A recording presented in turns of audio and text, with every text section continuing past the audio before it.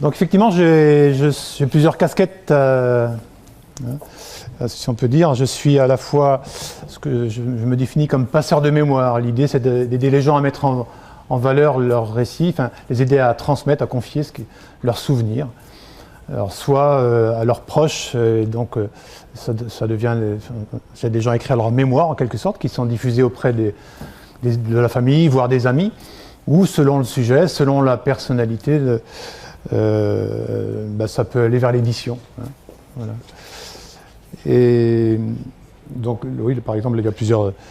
Les livres qui sont présentés ici, il y a à la fois des ouvrages qui sont diffusés dans les familles, parce que voilà, c'est le projet, on veut transmettre son récit de vie à ses proches, et puis d'autres qui sont édités, comme Lucien Roux, que certains ont peut-être dû connaître ou entendre parler de ce champion de cross-country. J'ai sorti aussi dernièrement l'Odyssée d'un marin de la France libre, un monsieur qui est parti de Paimpol en 40, rejoindre les forces françaises libres. Enfin, donc c'est des récits différents sur différents thèmes. Et parfois aussi, je choisis moi mon thème, enfin un thème qui m'intéresse, et je vais collecter des témoignages ici et là pour essayer, l'idée étant de comprendre comment les gens ont vécu une époque, une évolution, une transformation, et là en l'occurrence on est vraiment dans la série dans la thématique des transformations et de l'évolution. Alors pourquoi avoir choisi ce thème de l'électrification ? Justement, à travers les rencontres que je fais régulièrement avec des gens qui me racontent leur vie,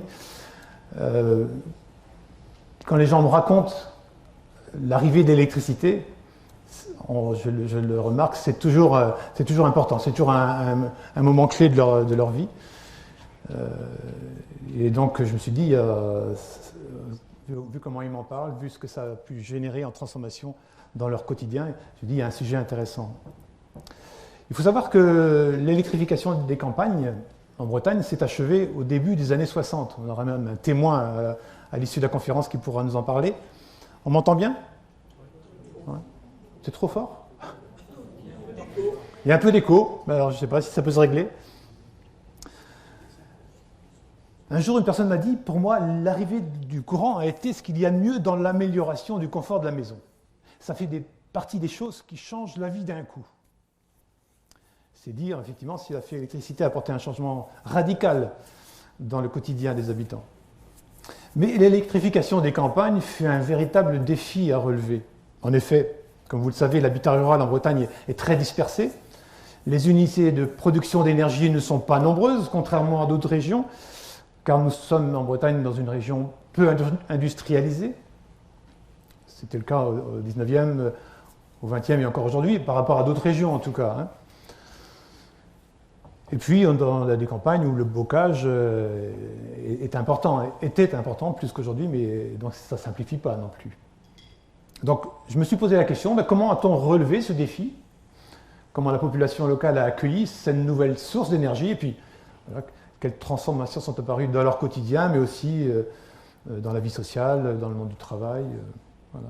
Et donc, pendant 3 mois, j'ai recueilli des souvenirs des personnes qui ont vécu l'électrification.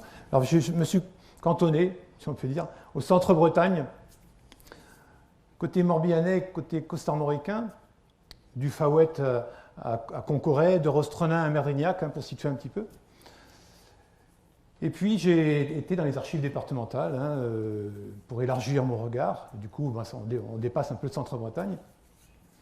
Et pourquoi ce territoire ? Parce que dans les années 20, les 2 départements du Morbihan et des Côtes-d'Armor ont uni leurs moyens, leurs forces, leur énergie pour cofinancer avec l'État et des financeurs privés la construction du barrage et de l'usine de Guerlédan, qui à l'époque était un élément structurant dans le plan d'électrification d'entre les 2 guerres. Et donc, ça me paraissait pertinent du coup de concentrer sur ce territoire. Et donc je vous propose de picorer des bribes de ce que j'ai pu recueillir, et puis bien sûr des éléments des archives qui complètent et qui éclairent, on va dire, ces témoignages. Alors les prémices de l'électrification en Bretagne. Au 19e, la société Lebon, une société internationale hein, qui produit du gaz, éclaire peu à peu les villes bretonnes. Alors même qu'on commence à émerger la nouvelle énergie, on en entend parler, encore mal maîtrisée, dont la force est comparable à celle de la foudre, disait-on à l'époque. Et d'ailleurs, cette électricité mettra au moins 40 ans pour détrôner le gaz hein, et s'imposer définitivement. Hein. À la fin du 19e, des usines hydroélectriques voient le jour. Les premières productions d'électricité en Bretagne, ce sont par des unités hydroélectriques comme celle-ci.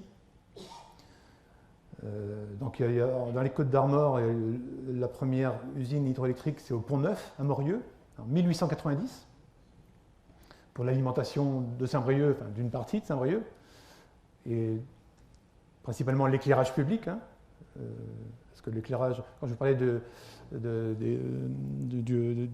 la production de gaz, c'était essentiellement pour l'éclairage public, les rues, hein, et quelques bâtiments publics aussi. En 1892, le marquis de la Boissière construit une petite usine hydroélectrique aussi à l'étang du Duc, à Ploërmel. Et à Lannion, c'est en 1899 que Fage de la Tour, je ne sais pas si certains dans l'ARSAT vous avez dû, vous pourrez peut-être, si vous avez des éléments en parler à l'issue de la conférence, donc il crée une usine aussi en 1899. Je ne sais plus si elle est hydroélectrique ou thermique. Dans les documents qu'on trouve dans les archives, ce n'est pas toujours défini. Il y a des questions aussi d'un monsieur Lenormand à Lannion qui aurait précédé Fage de la Tour, ou était-il collaborateur, je ne sais pas. Je n'ai pas trouvé énormément d'éléments, mais en tout cas 1899 quand même.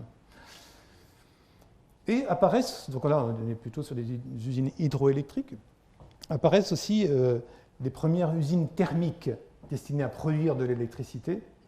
L'une des premières, c'est celle de Lorient, en 1894. Mais il y en a d'autres hein, qui voient le jour en Ille-et-Vilaine, à Fougères, Vitré, puis dans l'ensemble des villes bretonnes. Au Légué, en 1913, donc quand même là, un peu plus tard, la compagnie Lebon, qui s'est rendu compte finalement que l'éclairage électrique était aussi performant que celui au gaz, a construit donc, cette usine, cette belle usine, pour alimenter Saint-Brieuc. Donc là, 1913, juste avant la guerre. Des villes secondaires s'équipent aussi. Donc là, c'est un moteur à gaz pauvre, par exemple. On va en parler, hein, qui produit ce gaz-là. Hein. À Loudéac, une usine aussi... mais peut-être avant de parler de Loudéac, le moteur à gaz pauvre. Il a été inventé à la fin du 19e et fonctionne à partir de la combustion de charbon, qui produit un gaz, donc appelé le gaz pauvre.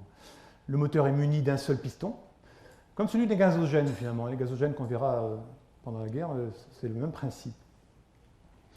Alors l'usine de Loudéac, qu'on voit ici, a été mise en service le 22 mars 1908. On va s'attarder un peu sur cette usine parce qu'on a trouvé j'ai trouvé des documents d'archives, et un des ouvriers de cette usine, dans les années 20, 25, a été interviewé il y a plus de 20 ans, donc j'ai retrouvé les bandes enregistrées, donc ça permet de rentrer dans cette usine. Donc, elle a été mise à l'initiative d'Édouard Bienvenu, ça vous dit peut-être quelque chose, un uselais, un gars d'Uzel. C'est le frère de Fulgence Bienvenu, hein, à qui l'on doit la réalisation du métro parisien.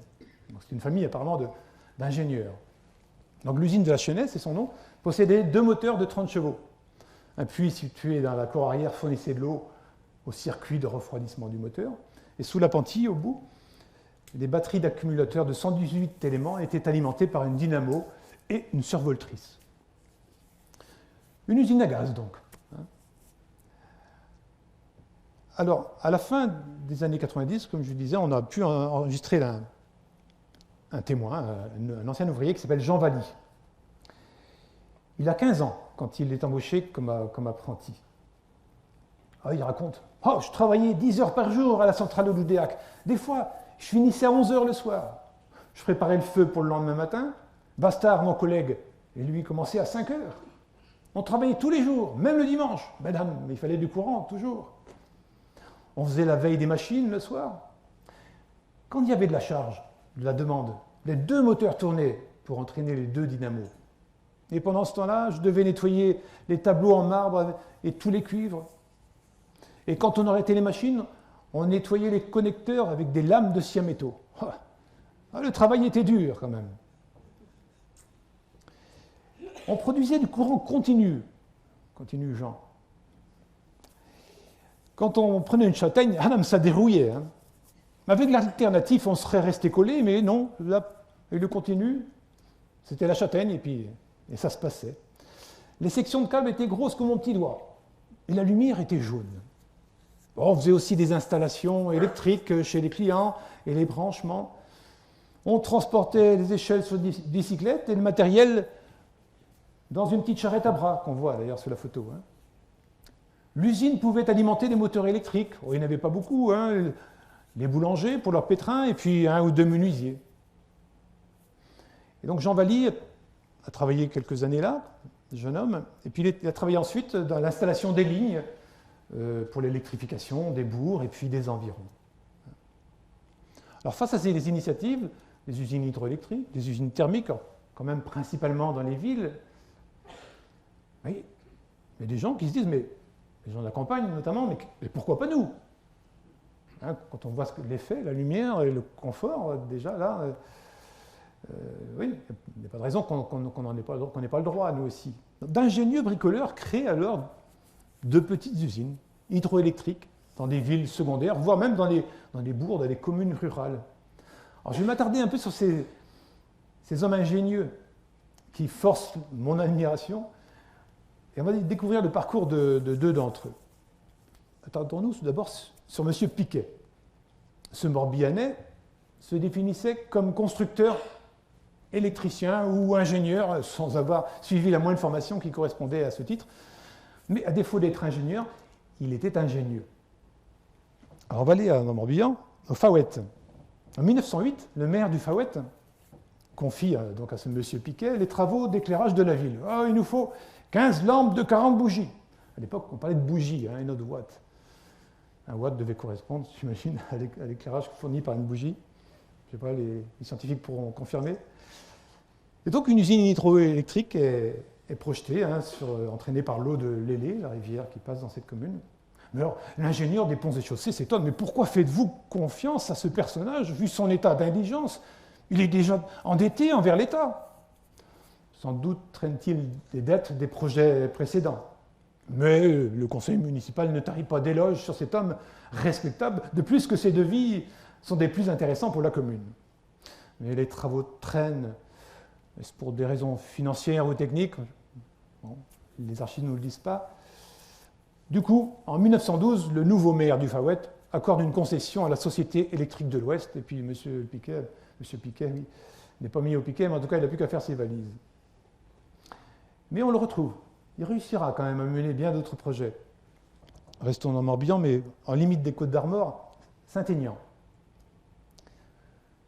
Au début des années 10, M. Piquet réalise pour un menuisier de Saint-Aignan une petite usine hydroélectrique près de la passerelle de l'écluse de Gare-les-Dents. Tiens. Et l'unité produit de l'électricité pour l'atelier situé dans la cabane en bois, vous voyez, à gauche, on voit le pignon. Et donc, dans la cabane, on imagine qu'il y a des outils, mais elle permet, cette petite unité aussi, d'éclairer la maison éclusière, qui se trouve pas loin, bien sûr, et puis la ferme de Gare-les-Dents, ainsi que la résidence de M. Boucher, banquier, à Pontivy, qui se trouve là, à proximité. Gare-les-Dents, un endroit prédestiné, non? Nous sommes en 1910. M. Piquet envisage un autre projet plus important à Pontivy, mais qui le mène à la faillite. Eh oui. Alors, pour commenter un peu cette photo, vous voyez, c'était pas compliqué. Enfin, en tout cas, on faisait avec ce qu'on savait faire aussi. Pour entraîner cet atelier, cette usine, on a commandé à un charron une roue de moulin. Dans l'abri se trouve bien sûr la dynamo. Et bon, après, il fallait mettre tout ça en train, bien sûr, mais en tout cas, on sollicite aussi les ressources locales. Alors, comment naissent ces projets audacieux, parce que c'est quand même audacieux, des gens qui n'ont aucune formation dans le domaine de l'électricité, qui se mettent comme ça qui se lance dans l'aventure finalement. Hein. À Piugna, en 1900, oui, deux frères, Pierre et Mathurin Mounier, décident de se rendre à l'exposition universelle à Paris. Alors ces gars-là, ils sont à la fois serruriers, forgerons, maréchaux ferrants. Alors évidemment, à Paris, à l'expo, le stand de l'électricité attire leur attention. Un technicien leur explique ce qu'est une dynamo. Ça sert à produire de l'électricité, il suffit de la faire tourner avec une source d'énergie quelconque, un moteur à pétrole, une machine à vapeur, un moulin à eau. Nos deux hommes repartent en Bretagne emballés par cet appareil.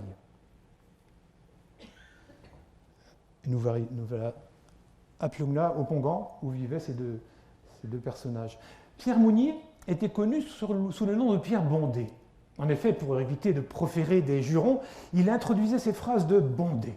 Ah, Bondé de Bondé, si j'avais été à l'école, j'en aurais fait des choses, qu'il disait. Mathurin, de 2 ans son cadet, était instruit, car il avait fait le petit séminaire. Il disait de son frère décédé avant lui, « Oh, Pierre était un génie, il comprenait tout, je n'arrivais pas à suivre ses raisonnements. » 1905, 4 ans se sont écoulés depuis la visite à l'Expo universelle. Pierre et Mathurin ont travaillé dur et amassé un peu d'argent.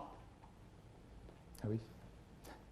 Ils louent le moulin du Pongan, dans ce quartier-là, au milieu de l'agglomération de Piugna.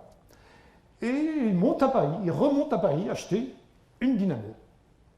Et commencent les travaux. La vieille roue à aube est refaite, le bief est élargi, sous la critique évidemment, et les moqueries des badauds. Ah, Bondé de Bondé, ils vont voir, disait Pierre. Voici une photo où on voit l'usine électrique. Alors on la voit à peine, mais elle se trouve ici en contrebas, c'est logique, hein, parce que le cours d'eau passe sous la route, et l'usine est ici.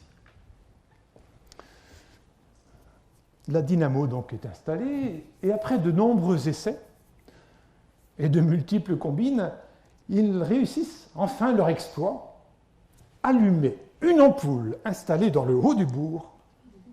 Et ce n'est pas rien. C'est pas rien parce qu'il a fallu plusieurs essais pour que ça marche et qu'elle éclaire vraiment. Alors, les habitants ne se précipitent pas pour demander l'installation d'une lampe chez eux. Un courageux se décide. Les voisins viennent admirer le magnifique éclairage dans la maison. Et petit à petit, les uns et les autres se décident. Pierre opère toujours la nuit, quand la dynamo tourne. Ainsi, au toucher des fils, il peut différencier le conducteur du neutre. Il prend souvent des châtaignes, évidemment. L'usine est mise en route à 5 heures, entre 5 heures et 5 heures et demie, suivant les saisons. Et elle est arrêtée dès qu'il fait jour.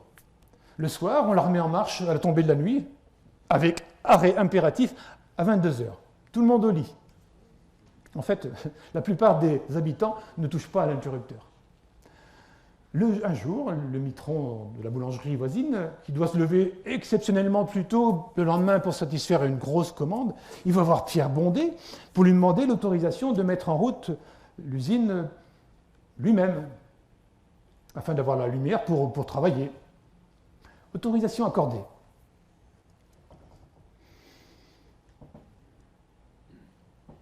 Avant de poursuivre, cette photo, donc, le bourg, donc en bas se trouve l'usine, et on avait baptisé cette rue, quelques années après l'électrification, la rue de l'industrie. Vous imaginez?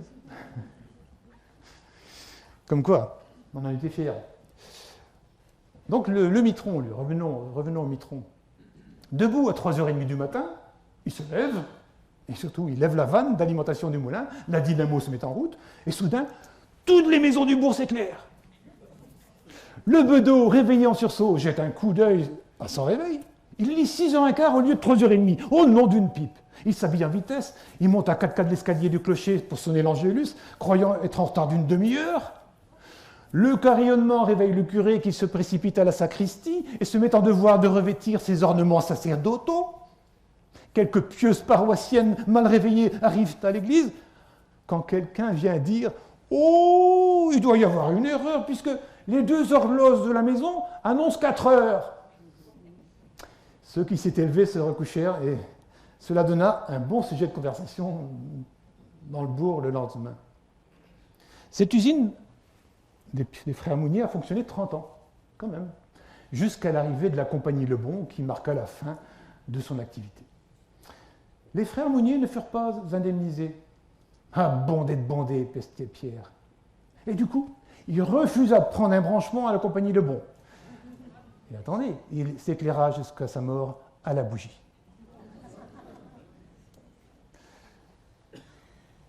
J'ai eu la chance de tomber sur ce récit. C'est un monsieur dans les années 80 qui avait connu cette histoire, qu'il avait écrite, quoi. Donc un récit que j'avais pu accueillir, disons, et parce que c'est quand même des gens qui sont décédés depuis des années. Alors, on va s'attarder maintenant sur un peu un état des lieux quand même de ces usines. Voilà l'état des lieux en 1910.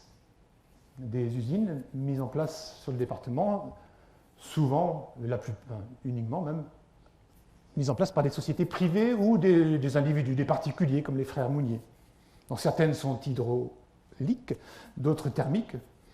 Et on a aussi dans la liste 2 usines qui fonctionnent avec un moteur à vapeur, une locomobile finalement, hein, comme Paimpol et Pontrieux. Donc on va pouvoir retrouver du coup sur cette liste Lannion, par exemple, hein, c'est donc une des premières, avec 2 pages de la tour. L'Oudéac qu'on a évoqué, donc il se trouve ici.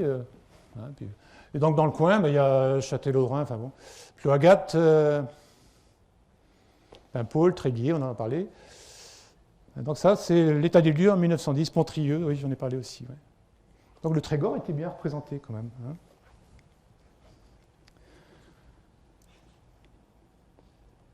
Alors, la question que se posent les autorités à l'époque, mais quel avenir pour ces petites usines? Évidemment, parce que ce sont des usines d'envergure différente, qui ne sont pas forcément toutes sur le même type de fonctionnement, c'est-à-dire qu'elles produisent certaines de l'alternative, d'autres du continu, donc difficile de les mettre en réseau. La carte ici est claire aussi sur l'installation, je ne sais pas si vous allez voir dans le fond, mais en tout cas, les carrés rouges, si on distingue les couleurs, ce sont les usines thermiques, donc, et les carrés bleus, les usines hydroélectriques. Donc Plouaret, Belle-Île, par exemple. Donc ça, c'est une carte, c'est l'état des lieux en 1914, juste au début de la guerre, hein, avant la guerre, parce que 1er août. Donc on retrouve Perros-Guirec, donc l'usine plutôt thermique, Lannion thermique aussi, Tréguier, une usine thermique, Paimpol aussi, Pontrieux. Et il y avait une petite usine thermique à Bégard, mais qui n'est pas recensée. Est-ce qu'elle existait encore en 14? Sans doute, mais Belle-Île-en-Terre, une usine hydroélectrique, tout comme Plouaret.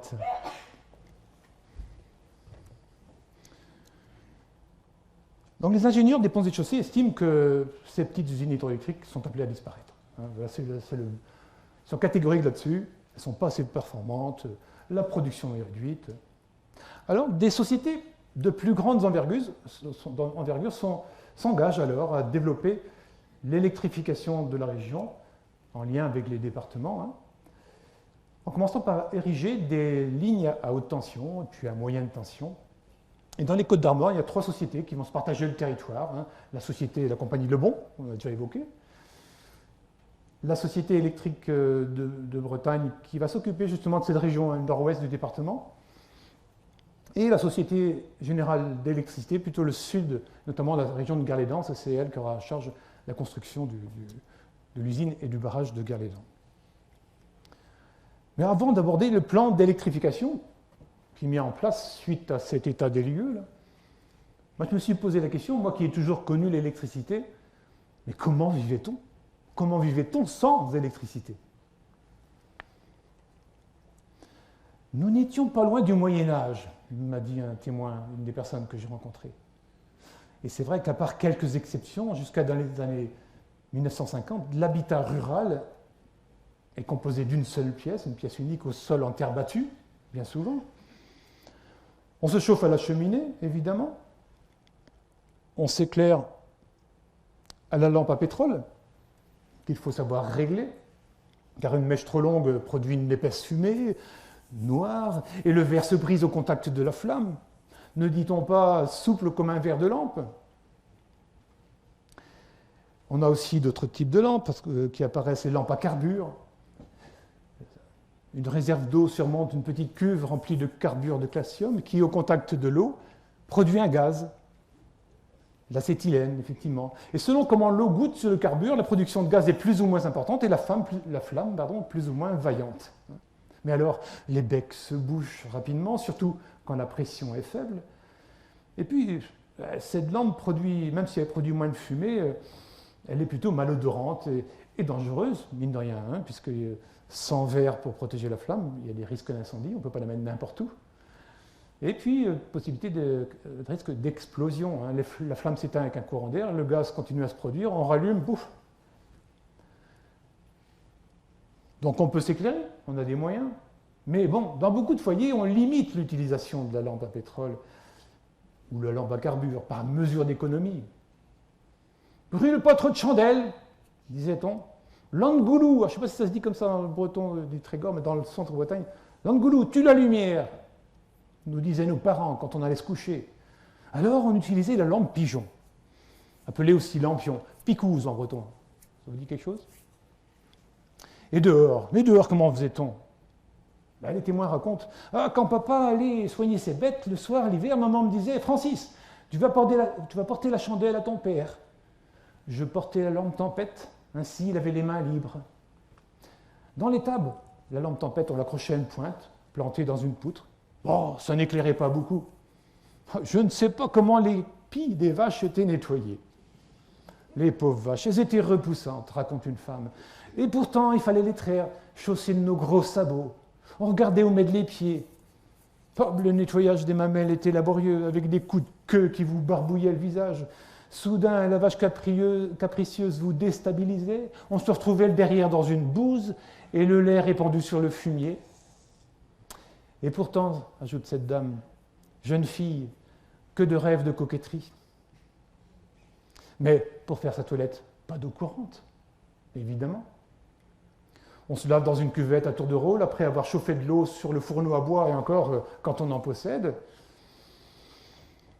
L'eau est tirée au puits ou à la fontaine située parfois à plusieurs centaines de mètres, évidemment. Le linge se lave au lavoir. Elle vous dit quelque chose, cette dame, hein, la mère Denis. Je l'ai choisie parce que c'est une Bretonne. Elle est née à Neuillac. Elle a vécu après en Normandie. Hein. Donc on lave son linge au lavoir. Allez, encore un petit coup de la mère Denis. Ou à la mare.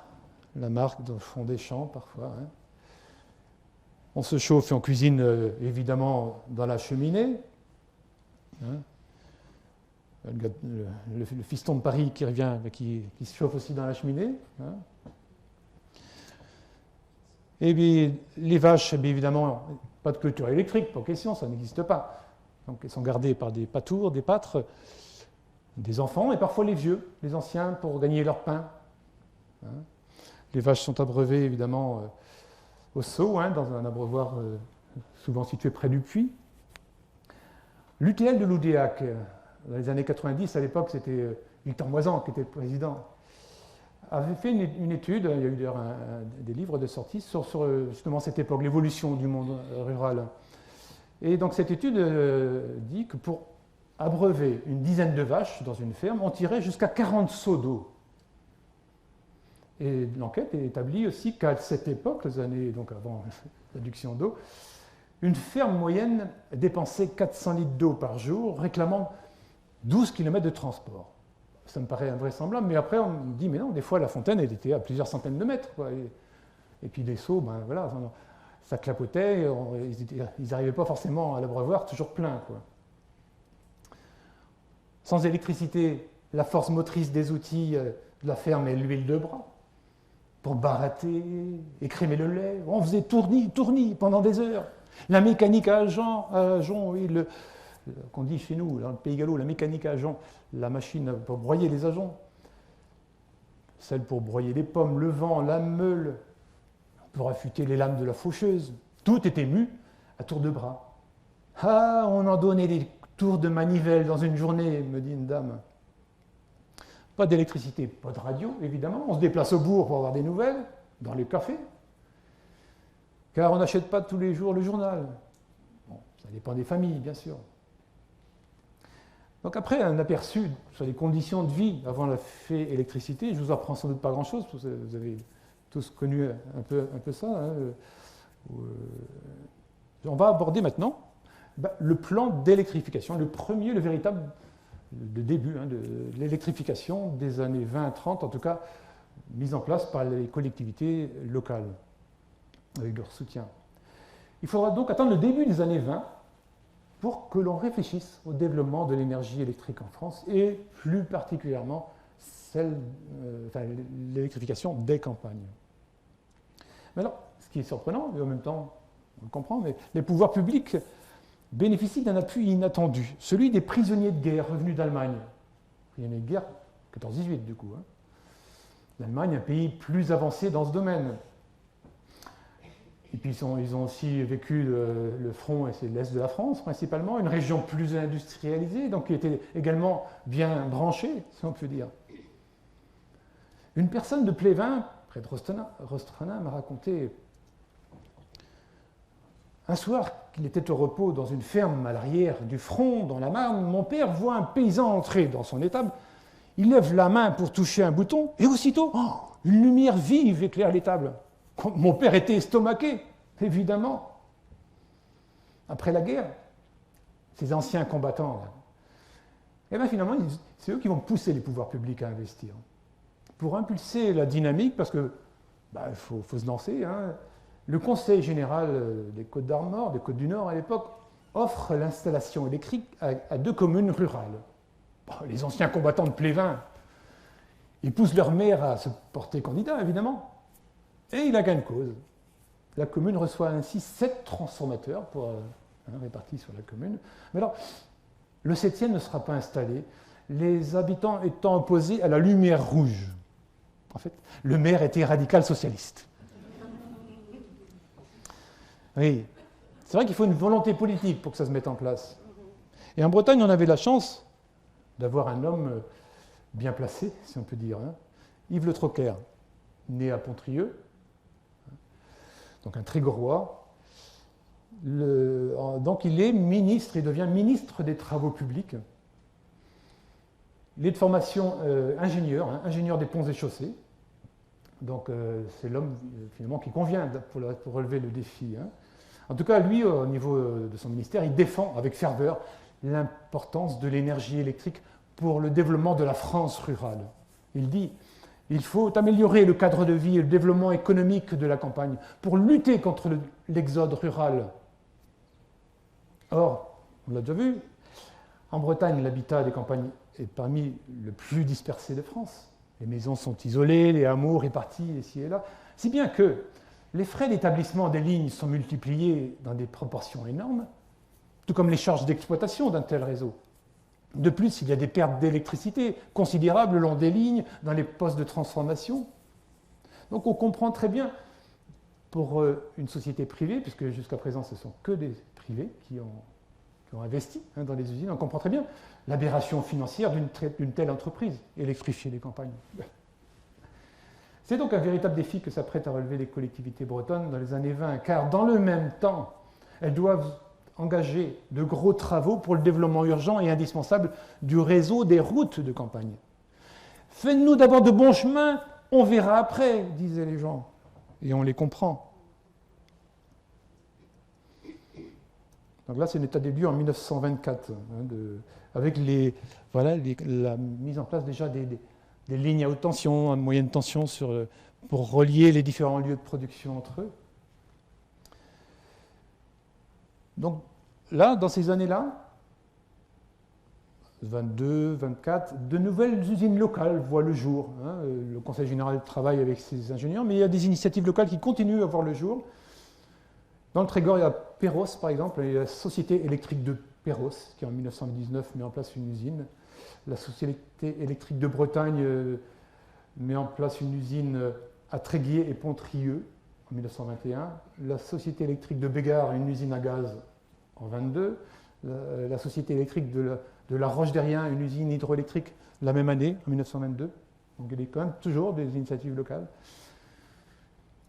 Et au niveau du Conseil général, on se met à la recherche de nouvelles productions électriques. les plus importantes centrales électriques fonctionnent au charbon, on l'a vu, hein, les plus grosses, Unity en tout cas. Et pour développer l'électrification de la région, les pouvoirs publics sont en quête de moyens de production d'électricité permettant autant que possible à la Bretagne d'acquérir son autonomie énergétique. Ce n'était pas dit comme ça, mais c'était vraiment ça. À l'époque, on ne voit pas d'issue dans l'exploitation d'une énergie... On ne voit d'issue que dans l'exploitation d'une énergie renouvelable déjà exploitée depuis la nuit des temps, si on peut dire, hein, par les meuniers, l'énergie hydraulique. Et le ministre Le Troquer exprime l'intérêt de cette source d'énergie.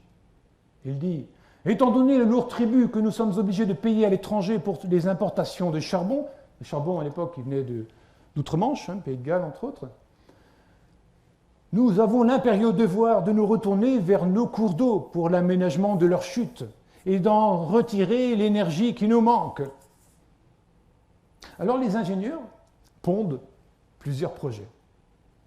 Et pourquoi pas des usines marémotrices. Il y en a une d'envisager à l'Abervrach dans le Finistère Nord,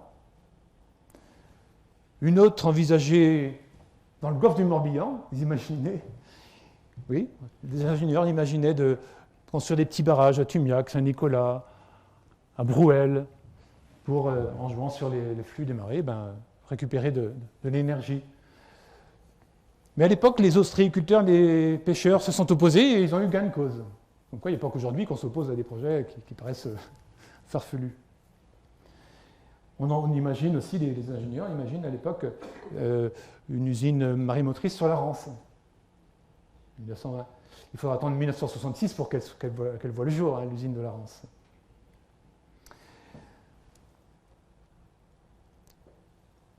Et bon, il y a, parmi les projets qui sont proposés, il y a celui-ci, hein, le vicomte de la Guy-Bourgère, qui est aussi maire de Langourla, je crois. Il présente à l'Exposition internationale d'électricité de Grenoble en 1925 un brevet de production d'énergie électrique à partir de la houle et des vagues de la mer. Le vicomte met au point un système de va-et-vient sur un corps flottant, visant à transformer le mouvement alternatif en mouvement circulaire. Après, je ne suis pas technicien, mais apparemment ça produit de l'électricité.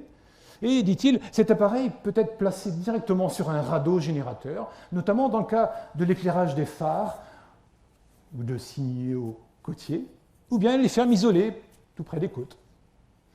Bon, ce projet ne verra pas le jour. Pourtant, il a une super plaquette, j'ai lu entre les mains, bien argumenté, et puis dans les archives, on trouve des courriers, il était très actif, ce marquis.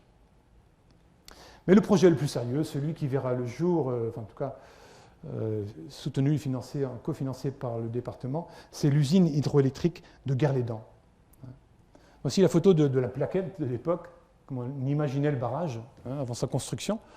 Donc c'est pratiquement le barrage qui existe aujourd'hui, si ce n'est que à l'origine, on avait prévu, puisqu'on est sur le Blavet canalisé, le canal de Nantes-Brest, prévu une échelle pour monter les péniches et ainsi ne pas rompre le trafic des péniches.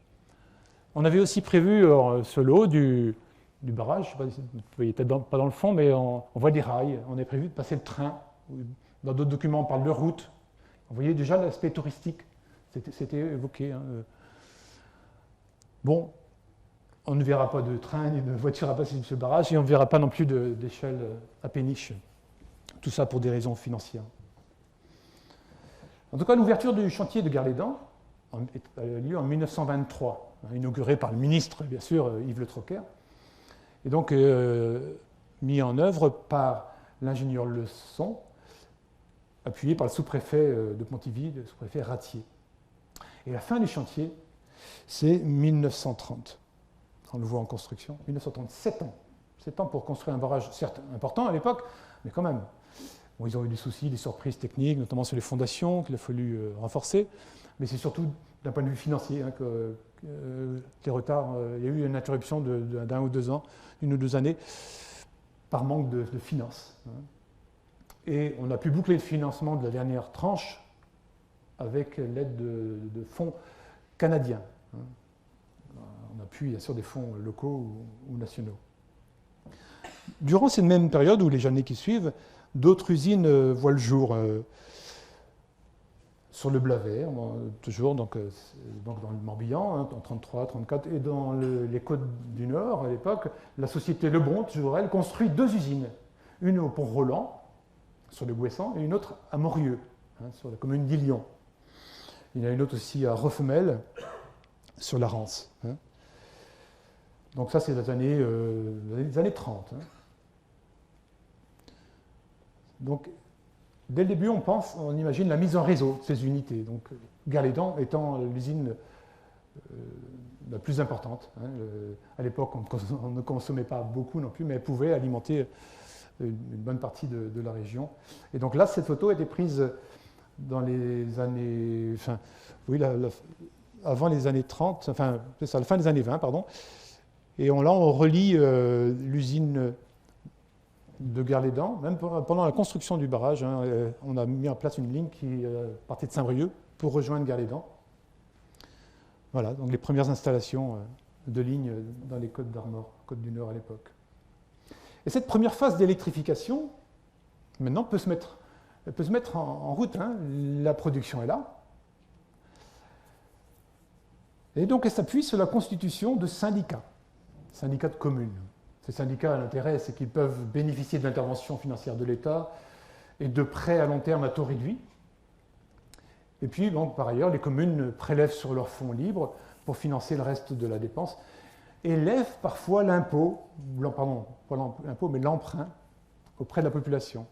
Ils vont voir, plusieurs personnes m'ont parlé, oui, il y a un conseiller municipal venait à la maison, demandait aux parents s'ils pouvaient prêter de l'argent, hein, pour lancer le projet. Ils étaient remboursés après, les années qui suivaient. Alors, sur cette première phase, on commence par l'électrification des bourgs. Pourquoi? Tout simplement parce qu'il y a plus d'abonnés potentiels, c'est donc plus rentable. Les campagnes, on verra après. Et donc, en 1936,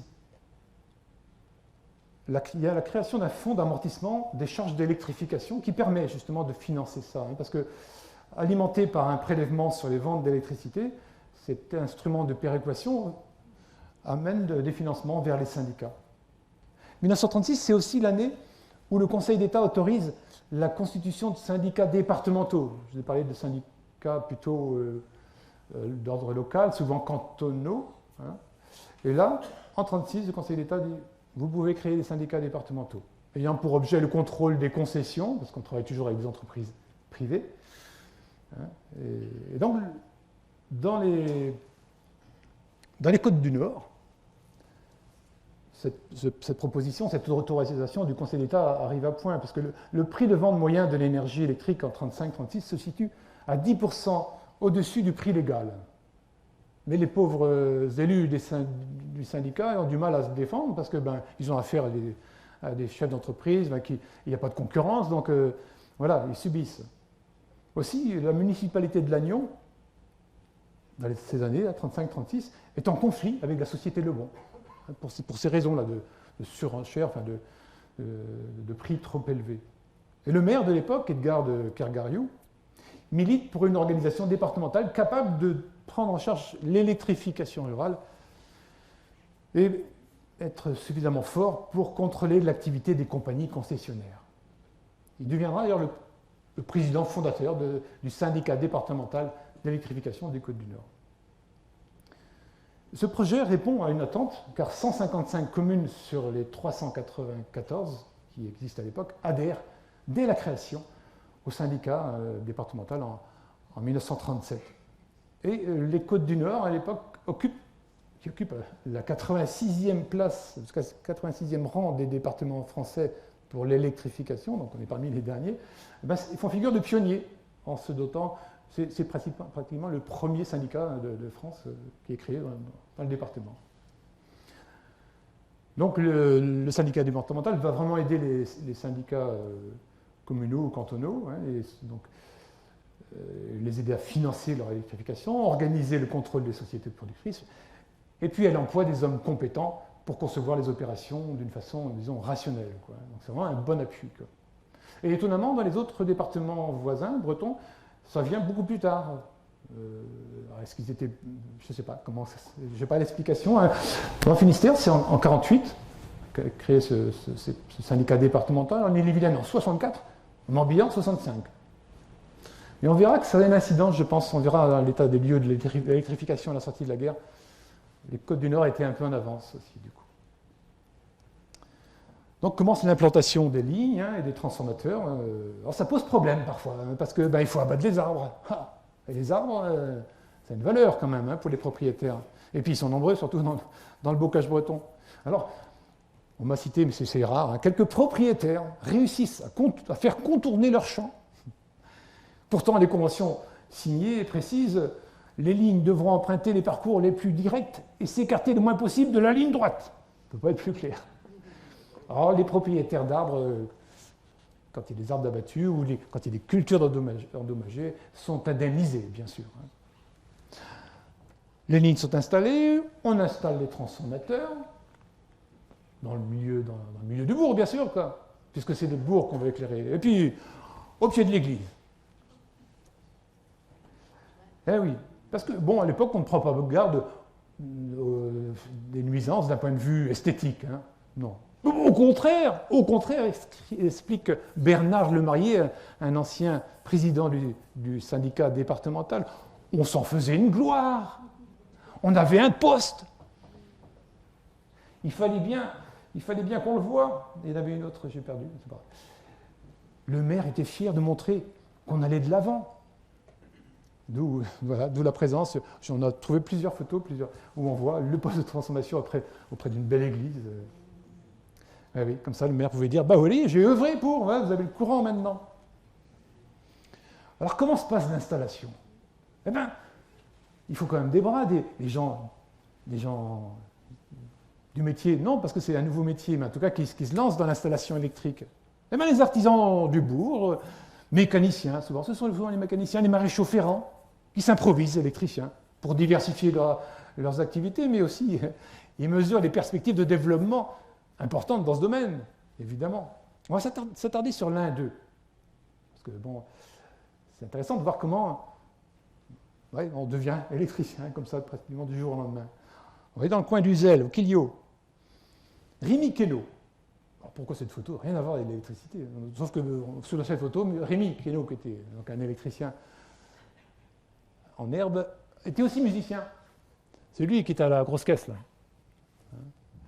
Alors, la photo a aussi un intérêt et un lien avec le thème, parce que quand cet orchestre-là de Lamotte se produisait dans les balles, ils allaient dans les salles, dans les granges, qui n'étaient pas équipées en électricité.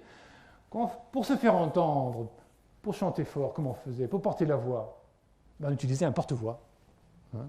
Rémi, qui est donc plutôt percussionniste, quand on se décidait à entonner un chant, il sortait derrière sa grosse caisse, il prenait le porte-voix, et vas-y que je te... Et donc Rémi, comme Jean Valli, l'ouvrier de l'usine de Ludac, il a été enregistré aussi dans les années 40. On allait le voir parce qu'il était musicien. À l'époque, on collectait les musiciens. Et puis il était tellement passionné par son métier qu'avant de parler de la musique, il a parlé de l'électricité. Alors beaucoup de témoins s'en souviennent. Les gens disent « Oh, Rémi, c'était un ingénieur ». Traduisez, un gars ingénieux. On l'appelait Rémi la science. C'est pour vous dire. Donc Rémi se forme sur le tas. Et il raconte « Oh, il n'y avait pas beaucoup de concurrence, puisque personne ne connaissait l'électricité. On était recherchés, on était les rois. Quand on arrivait le matin vers 9h dans une ferme, un bout de lard nous attendait sur la table. Le midi, la femme nous servait un repas amélioré, un poulet, le poulet du dimanche, en semaine. Mais quand on a commencé en 32, 33, on installait une lampe ici ou là, mais personne n'en voulait. Les gens disaient que ça ne valait rien. Ils étaient peu acceptés au bout du compte. En effet, dans cette première phase d'électrification, dans les 20, 30, les habitants sont très frileux. Aussi, les conseillers généraux établissent des plans de propagande. Dans la presse paraissent ce type de communication. Pourquoi un moteur électrique? Pour votre coupe-racine, votre écrémeuse, votre vanoir, votre trieur, votre machine à coudre aussi. Il y a une machine à laver, etc., etc.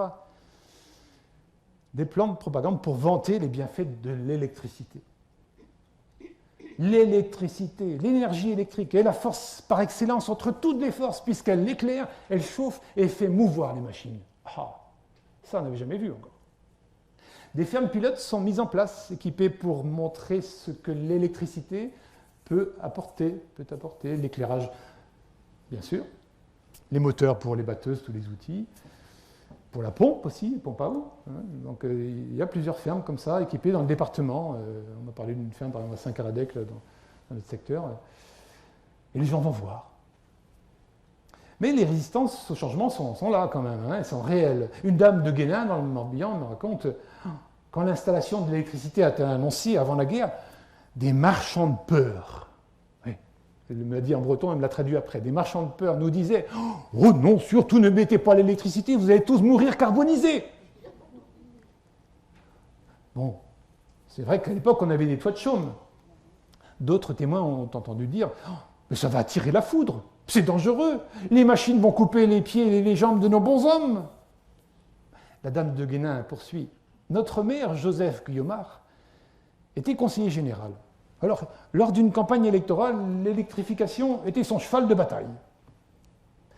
Ses adversaires de gauche étaient contre. Oh, mais la campagne était animée. Hein. Mais le comble, c'est que l'électricien de la commune était de gauche. Oh, il ne pouvait pas être contre l'électricité, bien sûr, c'était son métier. D'autres personnes racontent. Sur les 7 ou 8 fermes du quartier, nous étions les seuls à nous équiper au début de la guerre.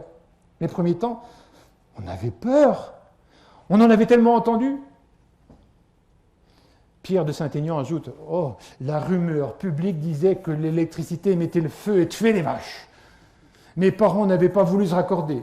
Notre maire, le député, là, il a électrifié son château et puis les maisons des habitants qui étaient partants, mais ils n'étaient pas nombreux. Du coup, les conseillers municipaux n'ont pas eu le choix. Hein. Ils ont dû prendre un branchement. Mais alors, les lignes faisaient parfois 1 kilomètre pour alimenter une seule maison dans un village. Pourtant, bien des fermes tout le long auraient pu être électrifiées. Mais non. L'usine du barrage de Guerlédan n'était pas faite pour tout le monde, dit Pierre. Encore de la propagande, enfin là peut-être plus commerciale. À Corrèze a été électrifié, le bourg, en 1936. Alors Joseph raconte, lui, un voisin disait « Ah, ça y est, les vaches vont danser dans l'écurie !» Ma grand-mère ne voulait pas, elle ne voulait pas entendre parler de ça. Elle tempêtait après les parents. Les vaches ne donneront pas plus de lait parce qu'elles auront de la lumière. Vous feriez mieux de garder vos sous. Elle estimait que l'électricité n'était pas rentable.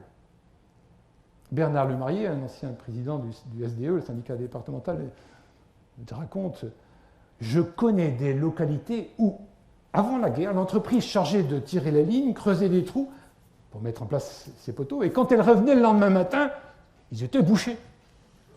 Dans d'autres lieux, les gens n'étaient pas contents que le trou était dans plein milieu du champ, ils bouchaient le trou, puis ils en creusaient un près du talus. Bon. Et le marié ajoute, les moins évolués dans les campagnes ne parlaient pas d'électricité, mais d'atrocité. C'est pour vous dire. Il y avait du travail. Bon, les raisons économiques sont aussi la cause du refus. Il faut qu'on ait conscient. Il faut dire qu'on n'est pas riche dans les campagnes. La crise boursière de 29 n'est quand même pas loin. On commence à s'en sortir. Mais... Et puis les fermiers, c'est quand même le statut le plus courant dans les fermes. Les fermiers sont à la merci du propriétaire, de leur bon vouloir. Mais alors le refus du progrès pousse des individus à des actions vraiment radicales. Ah oui, vraiment. Ainsi, dans le Morbihan, à Guémené-sur-Scorff, l'ouvrier électricien Jean Guillevic vient un jour apporter au directeur de la société des forces motrices du Scorff un fil de fer dénommé ronce artificielle, fil barbelé, qu'il a trouvé suspendu sur les lignes, non loin de la gare de Lignol, provoquant évidemment des perturbations. Comme c'était la 4e fois que pareil fait se produisait, une plainte fut déposée à la gendarmerie. Donc on va jusqu'à le sabotage. Des élus sont convaincus, d'autres moins, parfois même certains très frileux. L'électrification provoque des débats au sein des conseils municipaux. On craint que le financement des installations grève le budget communal. La centrale électrique située sur la commune de Loqueffret, dans le Finistère, est créée en 1928. Le directeur propose à la municipalité l'installation gratuite de l'électricité dans le village. Sympa, quoi. Eh ben, le maire refusa. Ça rendra les gens feignants, qu'il a dit. Avec ça. Donc ce refus retarda la venue du courant dans le bourg, c'est quand même quelque chose.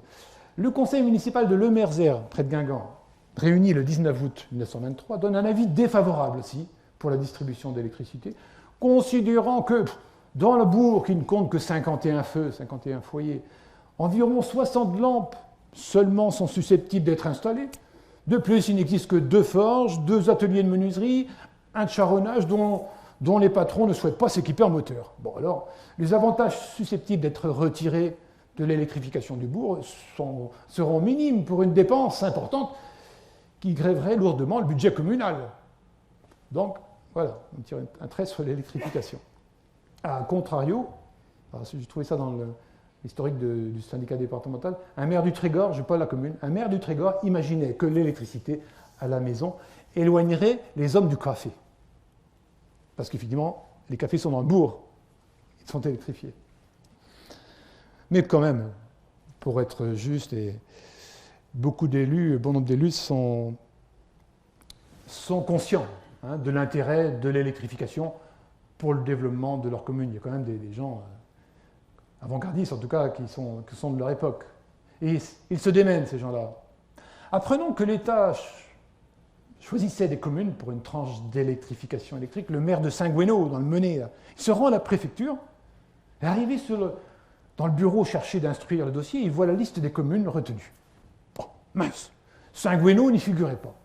Par contre, Saint-Gouin y était. Alors ils s'emportent, mais vous êtes complètement fous, vous avez oublié Léo, c'est pas Saint-Gouin, c'est Saint-Gouénot.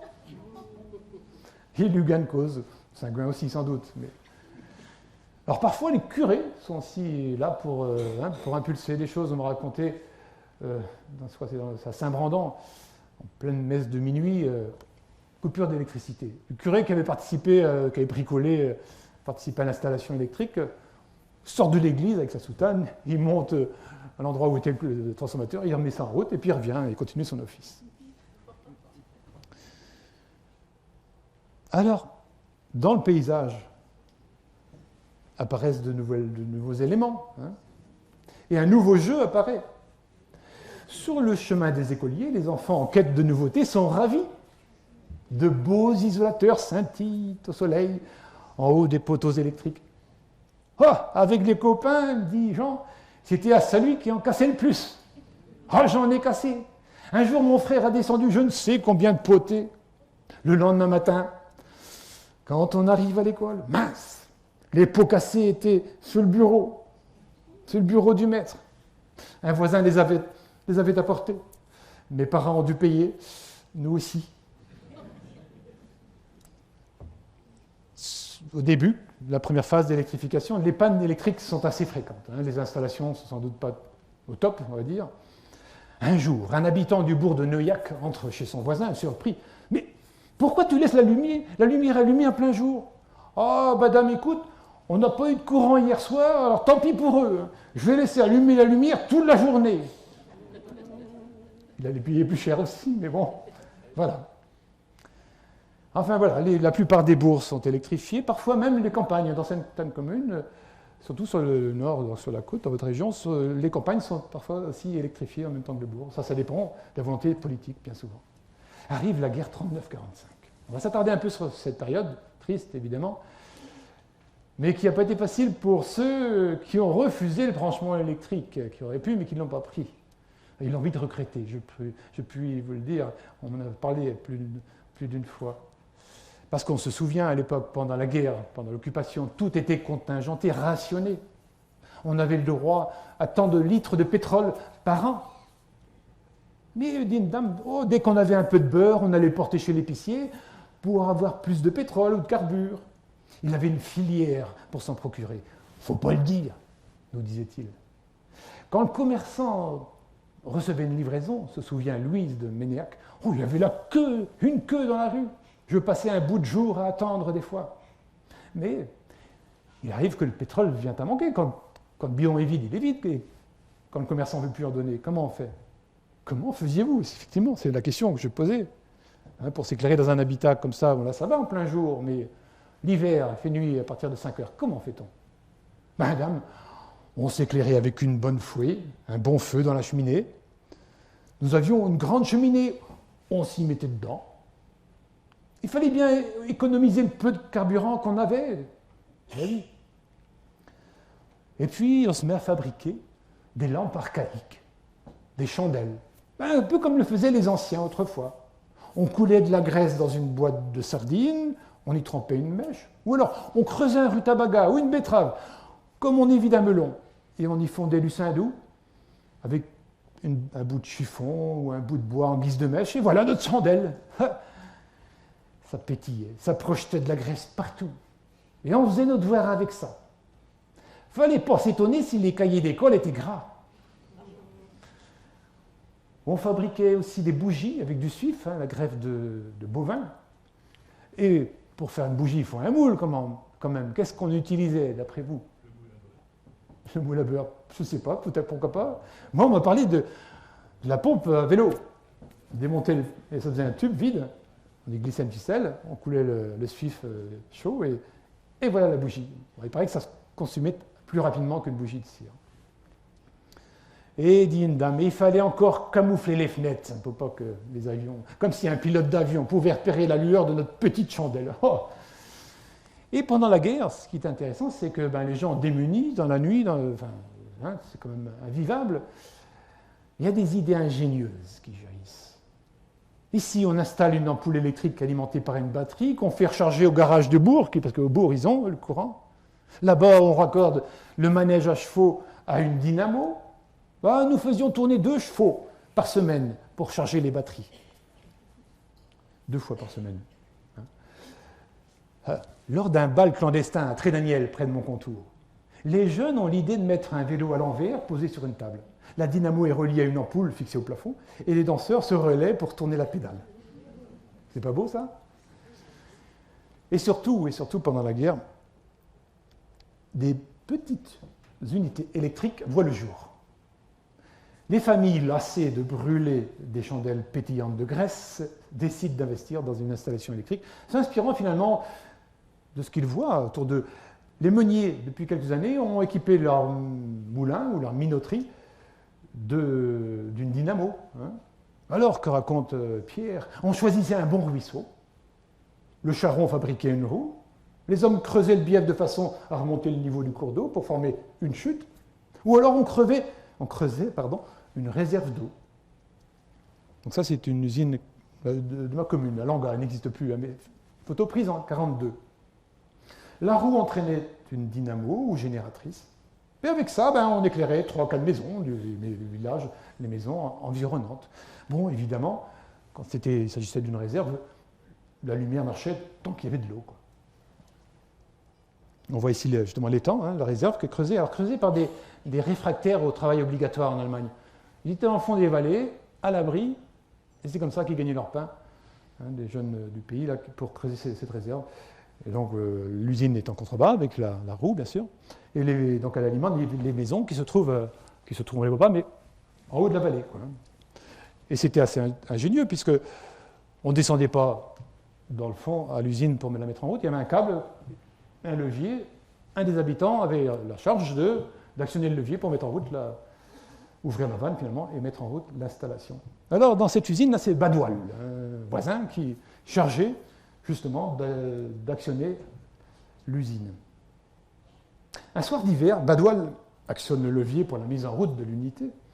Mince, pas de lumière. Il descend au moulin. Le gel avait bloqué la roue. Oh mince! Il monte sur une pale et crac! Le v'là qui tombe sur la roue qui s'est débloquée. Oh, il n'a pas eu le temps de réagir, il tombe et il se fait entraîner par la roue. À la maison, sa femme est surprise de voir la lumière osciller. D'un coup, l'ampoule éclaire vivement, et l'instant d'après, elle baisse d'intensité. Oh, c'est pas normal. Elle descend au moulin et découvre son mari prisonnier de la roue. Quand le pauvre homme se trouvait en haut de la roue, Là, elle se stabilisait. Puis elle prenait la vitesse avec le poids du bonhomme, bien sûr, qui plongeait dans l'eau. Puis la roue ralentissait en remontant le bonhomme. D'où les variétés d'intensité électrique. La mère Badoil, bien sûr, a fermé la vanne, vite fait, pour libérer son mari bien meurtri. C'est incroyable cette histoire. On l'a inventée, c'est pas possible. C'est les voisins de ce site-là qui m'ont raconté ça.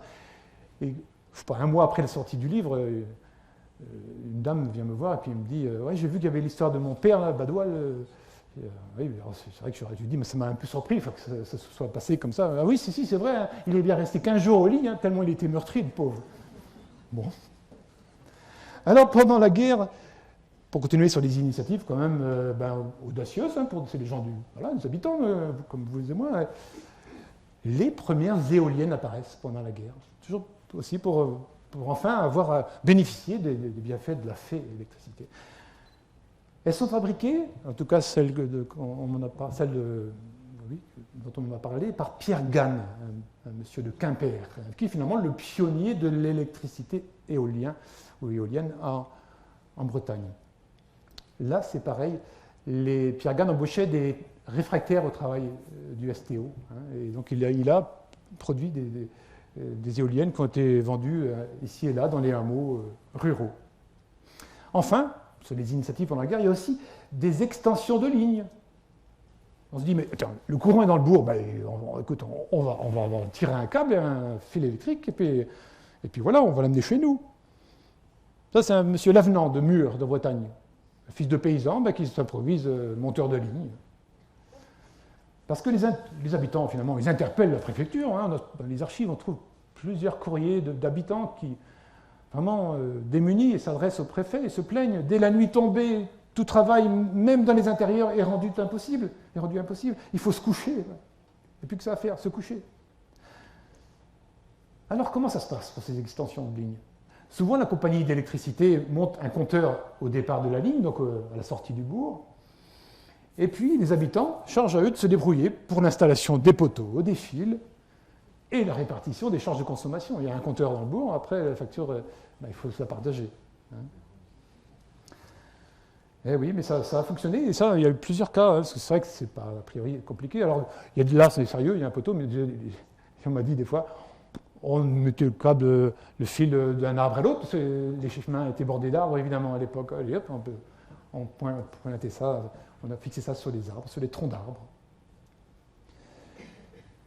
À cause du rationnement du pétrole, on manque aussi de carburant pour les battages, parce que, bon, autrefois c'était les locomobiles, mais déjà, avant-guerre, on avait des moteurs à pétrole pour actionner, ou à essence, pour actionner les batteuses.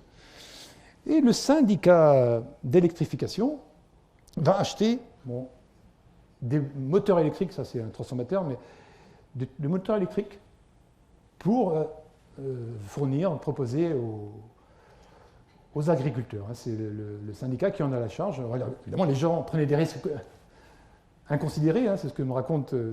Besan qui a rapporté cet élément. Dans les fermes n'étaient pas raccordées au réseau, donc on dénudait la prise et on entortillait les fils nus, l'un après l'autre, sur les deux fils de la ligne électrique. Naturellement, l'opérateur pouvait ressentir au minimum des picotements au raccordement d'une phase, surtout par temps humide. Bon, c'est vrai que c'est jamais humide en Bretagne, mais... Et ça, c'est aussi une initiative pour justement faciliter le raccordement des fermes au réseau électrique, parce que là, quand dans la cour de ferme en proximité, parfois c'est une ligne électrique classique, pas de souci, mais parfois ce sont des lignes à moyenne tension. Donc le syndicat départemental achète des transformateurs mobiles, comme ça, qui sont à disposition des paysans, qui permettent de se brancher sur des lignes à moyenne tension. Alors là, comment, je ne sais pas, on n'a pas les détails de l'opération. Mais en tout cas, alors, sans doute que cette photo n'a pas été prise dans les Côtes du Nord parce qu'il y a un palmier, mais le syndicat, dans les archives du syndicat, on trouve ça, l'achat de transformateurs mobiles pour permettre au battage de se faire. Et donc, ils sont tractés par des chevaux, évidemment, comme c'est logique à l'époque. Alors, pendant l'occupation, les coupures de courant sont vraiment nombreuses. Évidemment, l'occupant se réserve l'énergie électrique, l'énergie, c'est le nerf de la guerre, pour alimenter notamment la base sous-marine de Lorient, mais aussi Brest, parce que tout est en réseau. le port de Brest. Mais puis, pour porter préjudice aux Allemands, évidemment, les résistants procèdent à des sabotages. J'ai rencontré un ancien résistant de Saint-Caradec qui se souvient, il a fait sauter plusieurs poteaux électriques sur la ligne justement de Gare-les-Dents à Brest. On trouve son témoignage dans le livre. Et donc, l'occupant va préserver, va protéger l'usine principale. Gare-les-Dents est un lieu stratégique, évidemment, pour l'occupant. Il met en place un dispositif de défense anti-aérien autour du barrage, bien sûr, et puis il construit des fortifications, en réquisitionnant, bien sûr, la main-d'œuvre locale. Et les gens racontent, pendant la guerre, on a installé des grosses saucisses gonflées, comme des ballons, oui, des ballons gonflés à l'hydrogène, qu'on mettait à proximité du barrage pour le protéger des bombardements aériens. Mais malgré ces moyens de défense, les Alliés vont attaquer, vont essayer de bombarder l'installation avec ce type d'avion. Et à plusieurs reprises, à partir de 1943. Bon, ils ne bombardent pas, ils ne visent pas le barrage parce qu'ils sont pas bêtes quand même. Derrière, il y a Saint-Aignan et surtout Pontivy, qui peut être inondé en moins d'une demi-heure. Mais ils bombardent le transformateur situé à 1 km au-dessus du site. Et on a retrouvé une photo aérienne des archives en Angleterre, de la Royal, où on bombarde là, le transformateur et l'usine électrique. Les avions mitraillent les diverses installations. Il y a plusieurs blessés, malheureusement. En mars 1943, le bombardement fait 4 blessés graves. Mathurin Auffray, un ouvrier murois de 50 ans, meurt de ses blessures une demi-heure plus tard. Ces hommes travaillaient aux réparations du transformateur électrique bombardé quelques jours avant. Voilà, en ce qui concerne la guerre. Donc, il s'est passé des choses. On n'a pas avancé beaucoup dans l'électrification, mais il y a eu quand même des initiatives et on comprend pourquoi. Alors, les années d'après-guerre, les temps sont encore durs, évidemment. La politique de rationnement, pour ceux qui ont vécu l'après-guerre, est encore présente. Il y a toujours du rationnement. Et puis, les travaux, il faut d'abord commencer par reconstruire les villes détruites, alors qu'une grande partie des campagnes, bien sûr, reste à moderniser. Mais comme en 1918, les prisonniers de guerre ont joué un grand rôle dans l'acceptation du travail à faire. Ils sont rentrés d'Allemagne en disant « c'est extraordinaire là-bas, dans les fermes, ils ont l'eau courante. » Eh oui. Et puis surtout l'électricité, les étapes sont carrelées. Eh oui. Donc évidemment, ils vont impulser, certains prendre des responsabilités politiques, et du coup, voilà, quand il faudra relever les manches, ils seront là, quoi. Et donc, alors qu'est-ce que j'ai raté un truc. En 1946,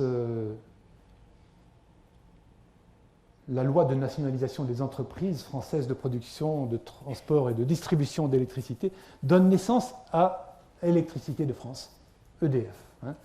Donc, parce que, comme je vous l'ai dit, toutes les initiatives, tous les investissements étaient portés, en tout cas mis en œuvre par des sociétés privées, c'est fini, c'est EDF qui s'en charge.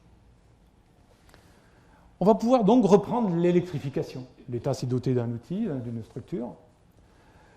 Alors, on va voir que la Bretagne, à quel point elle accuse un retard considérable. Cette carte est très parlante. En blanc, les régions en France les moins électrifiées. Tiens, c'est marrant, c'est chez nous. C'est pas marrant parce que effectivement les gens ont attendu longtemps. Alors, là on mesure le pourcentage des logements ruraux, donc les logements des campagnes, on ne tient pas compte des agglomérations.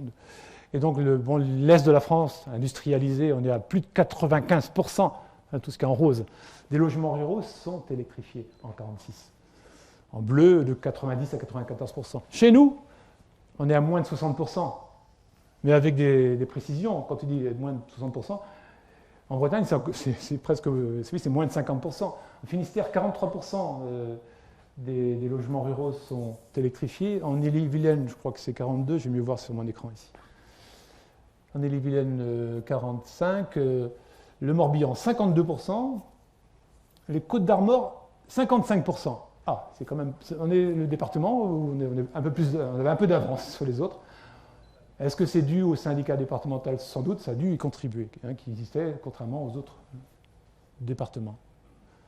Donc, 55% des logements ruraux étaient électrifiés, restaient 45%. C'est quand même considérable, hein, surtout à cette époque où les moyens financiers n'étaient pas importants, comme je vous l'ai dit, la reconstruction. Oui. Donc un véritable défi là aussi à relever. Et donc il faudra attendre le début des années 1950 pour pouvoir engager des moyens importants dans l'électrification des villages de nos campagnes. Le chantier, bien sûr, est considérable. Aussi, le programme des travaux s'échelonne sur une dizaine d'années, une bonne dizaine d'années. Alors, durant la première phase d'électrification des campagnes, durant cette dernière phase, les syndicats intercommunaux sont à pied d'œuvre, évidemment. Hein. On attend, on s'impatiente, on piétine dans les campagnes. Les programmes d'électrification du ministère étant limités, les syndicats cherchent des financements ici et là, privés, lèvent l'emprunt aussi, les communes lèvent l'emprunt pour entreprendre des opérations hors programme de façon à avancer plus vite. L'entreprise Garzenski et Traploir met en place une grande partie des lignes du centre-Bretagne des années 50.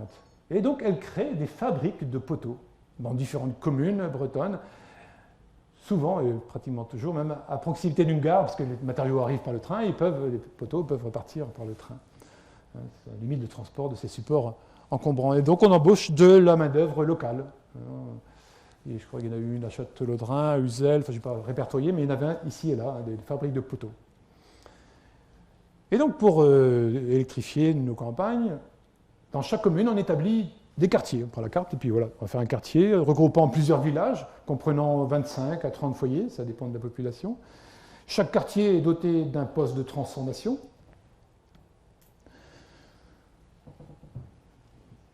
Et donc on va pouvoir installer les lignes. Alors avant la guerre, on avait des moyens rudimentaires et là on peut bénéficier des véhicules de l'armée américaine pour travailler dans les champs. Sur d'autres photos, on voit des engins à chenilles, même des sortes de chars qui sont utilisés, reconvertis pour la mise en place des poteaux, sachant que, encore dans les années 50, on creusait les trous pour les poteaux là, à la main, à la pioche, à la pelle, la baramine quand il y avait besoin. Et on m'a raconté, ça dépend du terrain, mais pour creuser un trou, parce que les poteaux électriques, c'est quand vous voyez ce que c'est pas rien, et il fallait une journée, enfin un homme travaillait une journée pour creuser un trou, à peu près, ça dépendait du sol évidemment. Et pour se rendre compte un peu du matériel, des matériaux nécessaires pour alimenter un quartier, j'ai pris un quartier dans le Menet, là, le transformateur allait alimenter 31 foyers répartis dans 14 villages. Eh bien, cet équipement a nécessité 6421 mètres de ligne pour 31 foyers, soit 6118 kilos de cuivre. Allez, imaginez. Et tout ça est encore en place, évidemment, parce que l'habitat est toujours là.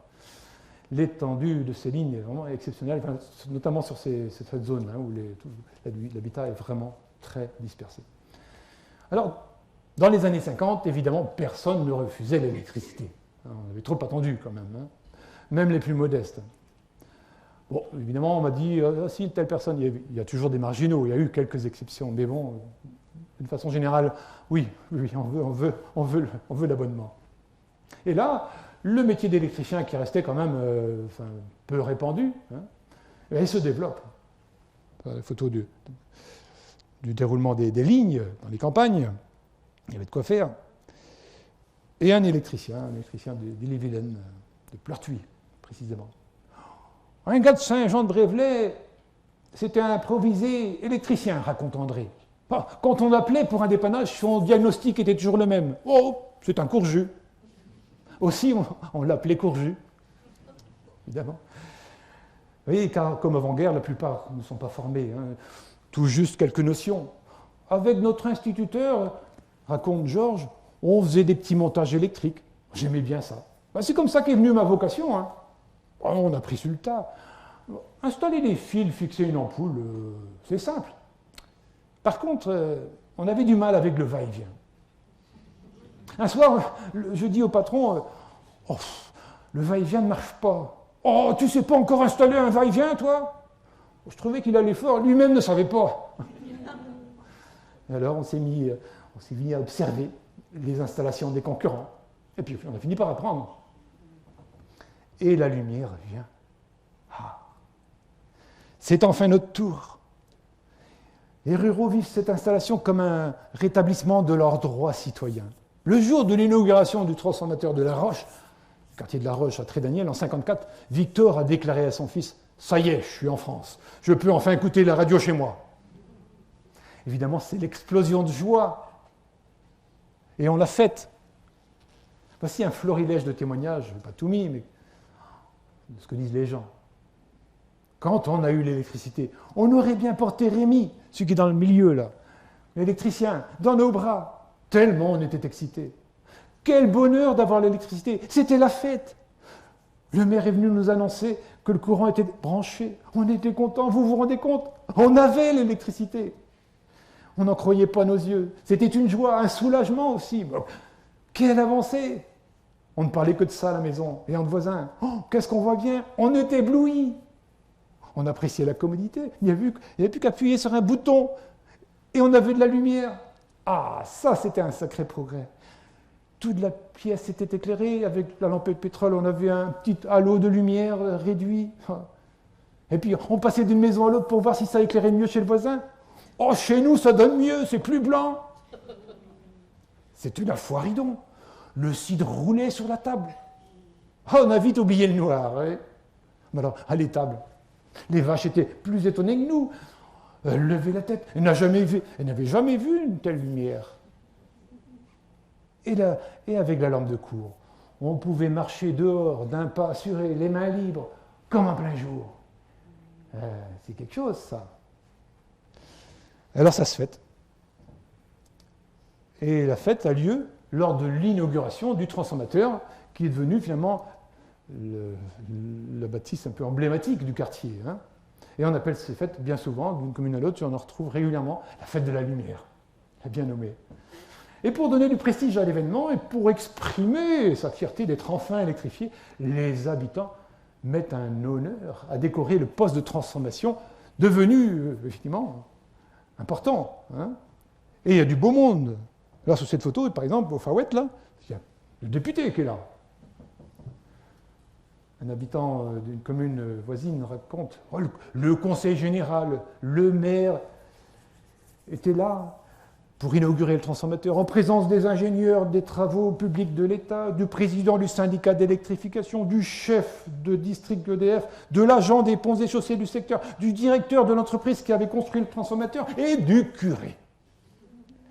Ah oui, le curé a béni le transformateur. On a chanté les cantiques de la paroisse, et puis on a entonné la Marseillaise, et puis les chants populaires. Ah, le curé avait le droit à sa chopine, lui aussi. Ah oui. Ah, puis les enfants sont vêtus des plus beaux habits, hein, les habits du dimanche. Alors parfois, la fête tourne à la beuverie, comme appelait ça là. Un témoin raconte, oh, on servait du vin chaud à discrétion, moitié vin, moitié goutte.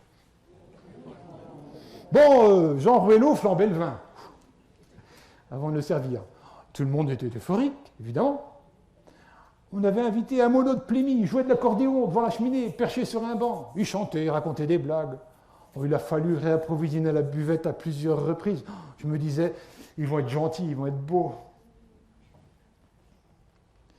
Alors, à l'intérieur de la maison, il n'y a pas de changement considérable, c'est toujours le même décor, sauf que il y a quand même au plafond la lampe et l'ampoule au bout. Quand on a allumé la lumière, ma mère a enlevé puis remis ses lunettes plusieurs fois avant de les rejeter en déclarant heureuse « Je n'ai plus besoin de verre !» Elle qui ne se séparait plus de ses lunettes pendant la veillée, depuis longtemps. Annick était jeune fille, elle était en pension quand l'électricité est arrivée dans sa maison installée en 1952. Elle se souvient, quand je suis revenu pour la sortie mensuelle, je n'ai pas reconnu la maison.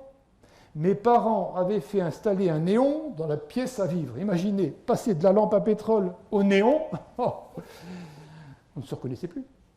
Ça avait changé radicalement du jour au lendemain. L'inconvénient, c'était tellement bien éclairé qu'on voyait la saleté, les toiles d'araignée partout. Ben oui. Et la radio.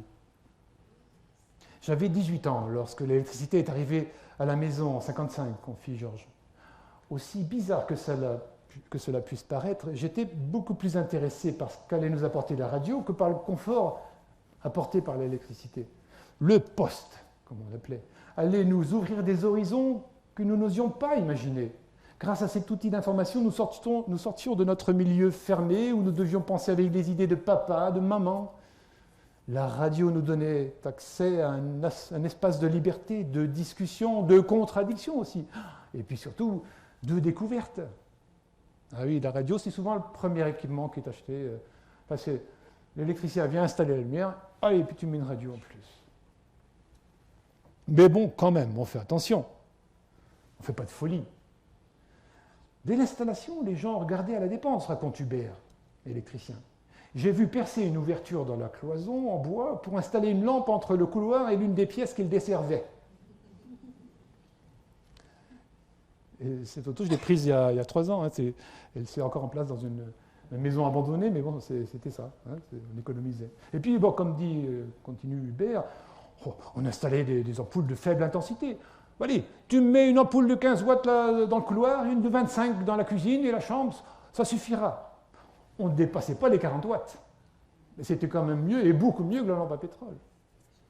Et il fallait faire attention de ne pas laisser une lumière allumée. Oh là là là. Quand on sortait d'une pièce, la grand-mère était derrière nous. Éteins donc la lumière.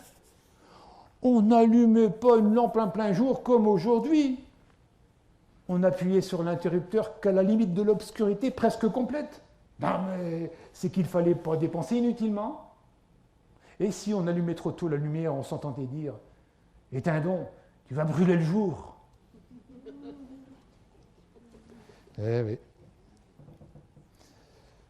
Et puis on peut s'équiper, les petits équipements, le fer à repasser, c'est quand même plus pratique que le faire chauffer avec la braise ou dans le foyer. Pour continuer quand même, j'ai oublié sur l'usage parcimonieux de l'électricité. Un agriculteur accompagnait sa femme dans l'étable pendant la traite du soir. Dès qu'elle était assise au pied d'une vache, toc, il éteignait. Puis il rallumait le temps que la fermière verse le lait dans le bidon et s'installe à la vache suivante. Et il éteignait à nouveau.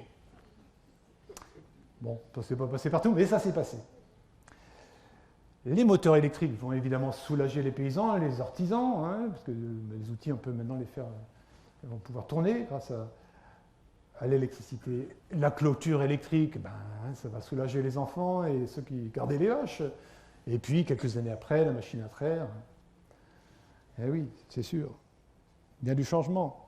À la maison, donc l'arrivée des premiers équipements, on l'a dit, fer à repasser, ça apporte du bien-être. Et surtout aux femmes, hein, parce que c'est vrai qu'elles n'ont pas toujours la tâche facile, notamment pour le linge.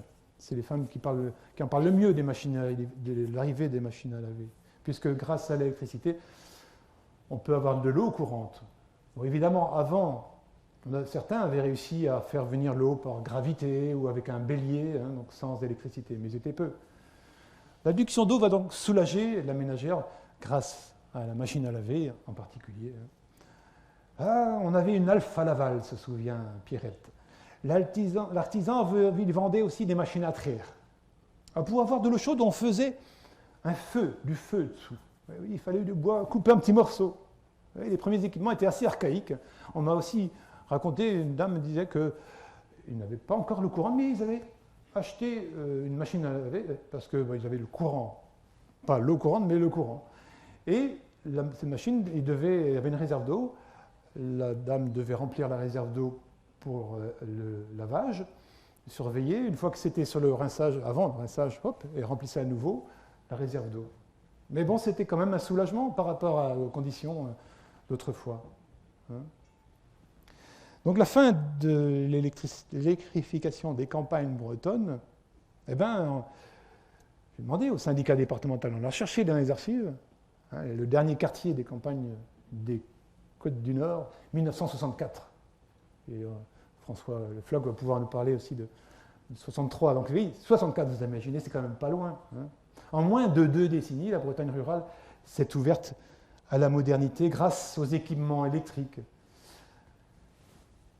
Eh oui, la vie des habitants, du coup, s'est améliorée, réduisant les différences entre les catégories sociales au sein même de la société rurale et le fossé entre les citadins et les campagnards. Aujourd'hui, on parle de fracture numérique. On pouvait, là, vraiment parler de fracture électrique. En conclusion, il y a plein de choses à dire encore, mais il faut bien laisser le temps à l'échange. Je vous avoue que depuis que j'ai entrepris ce travail de collecte de mémoire, à force d'entendre les aînés me parler de leur vie austère, de l'usage parcimonieux de l'éclairage, à la maison, je fais la chasse aux lumières inutiles. Quand je vois une lumière allumée en plein soleil, je réagis aussitôt. Éteins la lumière, tu vas brûler le jour. Et ça commence par réagir. Ça finit par réagir, vous voyez. Notre société d'abondance nous fait oublier que toutes les énergies coûtent à produire, même celles dites renouvelables. Et oui, même. Et une production qui a une incidence plus ou moins importante sur notre environnement. Donc je vous invite à être parcimonieux aussi sur cet usage. Voilà. Et donc cette enquête a permis d'écrire ce livre hein, qui est sorti il y a quelques mois et j'ai eu la chance de recevoir un prix en plus pour ce livre attribué par l'association des écrivains bretons, le prix Anne de Bretagne. Voilà. Merci de votre attention.